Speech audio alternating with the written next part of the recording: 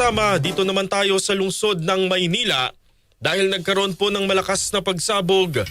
Noon pong kasagsagan ng bagong taon dyan po sa Barangay 227, Zone 21 sa Tondo.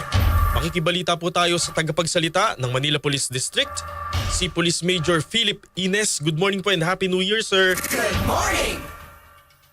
Yes po, mula po sa Timbulan ng Laya at Diwang Dakila, isang mapagpala at kalmadong umaga sa Sander. Ganun din po sa mga nakatugaygay at nanonood sa inyong programa ngayon. Opo, maraming salamat pong muli, sir. Major Ines, sa inyo pong pagpapaunlak sa ating programa. Manghihingi lang ho kami ng update dun po sa nangyaring pagsabog po dyan sa Tondo noon pong pagsalubong sa bagong taon.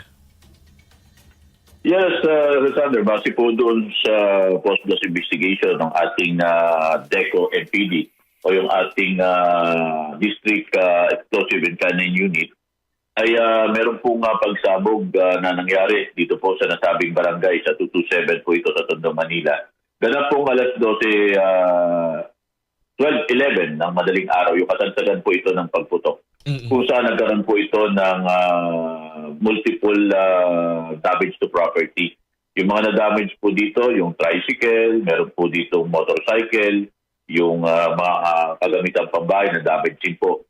At ganoon din po yung mga bahay po doon, mga katabing bahay po.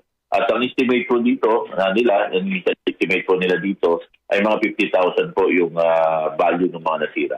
Yun pong sumabog po ba ay anong uri ho? Ito po ba ay improvised explosive device o paputok lamang? Sir, ito po yung illegal na paputok na meron pong malaking kapasidad ng pulbura na kaya po nakapag-cause ng damage doon sa mga nasabing mga ari-arian doon. At yun po yung tinitignan natin doon at subject ng investigation. Ito po bang paputok na ito ay sinadya po talagang ilagay para po makapaminsala ng mga pag-aari doon sa lugar na yun. O ibig sabihin po yung nagpaputok po merong intensyon na manira po ng mga ari-arian? Yun po yung isa sa tinitingnan natin, Sir Sander. Kasi kung mapapasyon, napaka-unusual naman po nung ginawa niya. Inilagay niya po ito sa tabi ng isang washing machine sa harap mismo po nung bahay doon. Kung saan nga po nakita natin yung pagsabog na yun.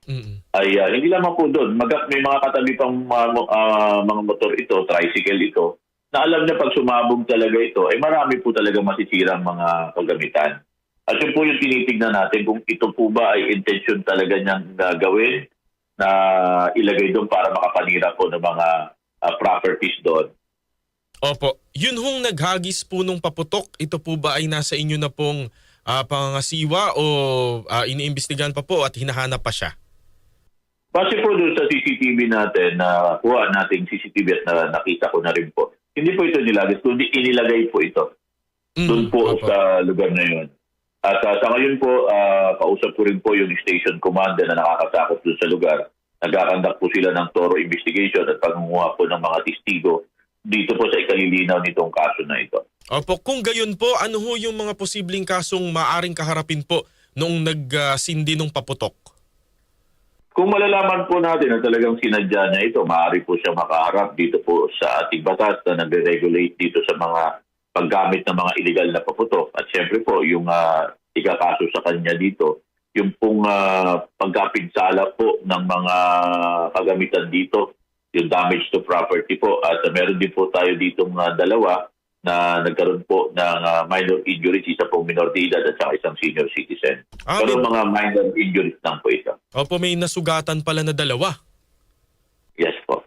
Opo. At bukod po riyan sa pagsabog po dyan sa nasabing barangay, makikibalita rin po kami dun po sa sumabog naman po na yung dalawang bata po, no, yung magkaibigan, yung isa po ay namatay, yung isa po ay nasugatan. Kamusta na po yung survivor po roon?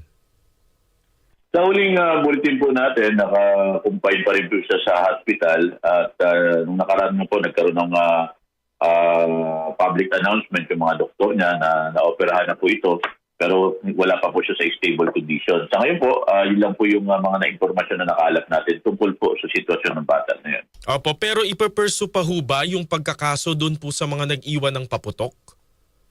Nung nakaraang araw, Thunder, meron tayong mga person of interest. 5 po ito, base po doon sa mga nakita natin sa CCTV. At in-invite nga po natin sila dito sa ating punong himpilan ng Manila Police District para po sana magbigay sila ng ginaw. Pero ganun pa man po, kilipit balikat nila. Ganun pa man po, isasampa po natin yung kaukulang reklamo sa kanila dito po sa tanggapan ng Taga-Usig sa lungsod ng Maynila. So tuloy po ang kaso. Yes po, at yun po yung nasabi sa akin ng hepe na may hawak po ng kaso. Opo. At malapit na rin po, Major Ines, ang traslasyon. Pagka ganitong season po, ang lungsod ng Maynila talaga pong dinarayo ng halos buong Pilipinas. Kamusta na po ang paghahanda po ng Manila Police District sa traslasyon? Yes, yung ating pong marami na po tayong pagkilos na ginawa dyan, kaugnay po sa nalalapit nating traslasyon. Kung saan po ito pong pagdating po ng January 9, meron na po tayo dyan. Malaki pong event ito. At taon-taon po natin ginagawa ito. Meron po tayong mahigit kumulang 15,000 security forces, yung mga PNP personnel natin na gagamitin natin para po bantayan yung kaayusan at seguridad po ng nasabing activity.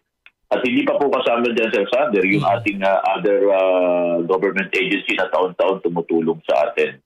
At nung nakaraang taon po, Sir Sander, naitala po natin ng 2025, mahigit po 8 milyon na mga deboto ang nag-participate po dyan. Opo. At yun na po, inabot po ito ng 20 hours po. At ngayon po, tuloy-tuloy po yung ginagawa natin ng mga iba't ibang mga activities dyan. At meron na po tayong timeline at ito po yung nasusunod natin.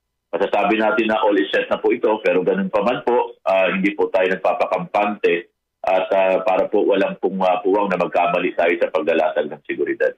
Opo. Ang usually po ba, sir, kapag ganitong traslasyon, bukod sa MPD, meron din pong mga ibang mga distrito po ng ating kapulisan na tumutulong po sa inyo?